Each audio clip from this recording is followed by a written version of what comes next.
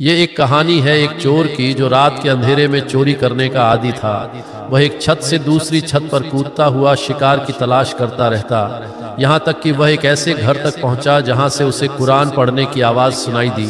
एक व्यक्ति जोर से पढ़ रहा था, क्या ईमान लाने वालों के लिए अब भी समय नहीं आया कि उनके दिल अल्लाह की याद से डर से भर जाए। चोर रुक गया और खुद से कहा, हाँ, अब समय आ गया है।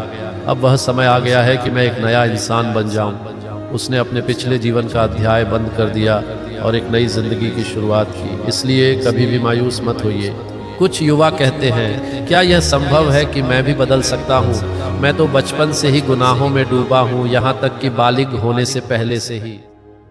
लेकिन याद रखिए रमज़ान के दुआओं को। ऐ वह जो जादूगरों की तौबा को स्वीकार करता है, मेरी भी तौबा स्वीकार कर। और अरफा की दुआ में आता है, ऐ वह जिसने लंबे समय तक इनकार करने के बाद जादूगरों को बचा लिया, जब वे उसकी नेमत में जी रहे थे, उसका रिज़्क़ खा रहे थे और फिर भी दूसरों की पूजा कर रहे थे, उससे दुश्मनी कर रहे थे, उसे झुठला रहे थे और उसके रसूलों को झुठला रहे थे।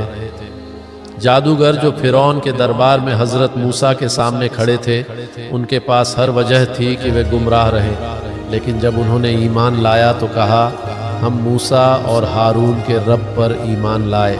और जब फ़िरौन ने उन्हें मौत और सलीब की धमकी दी तो उन्होंने जवाब दिया, कोई बात नहीं, हम तो अपने रब की ओर लौटने वाले हैं। ये कहानियाँ इस बात का सबूत हैं कि तौबा हर हाल में मुमकिन है, चाहे गुनाह कितने भी बड़े क्यों ना हों। तो इस बात को हमेशा याद रखें, कभी मायूस मत होइए। एक ही रात में इंसान की ज़िंदगी बदल सकती है। एक ही रात में इंसान की ज़िंदगी बदल सकती है। एक ही रात में इंसान की ज़िंदगी बदल सकती है।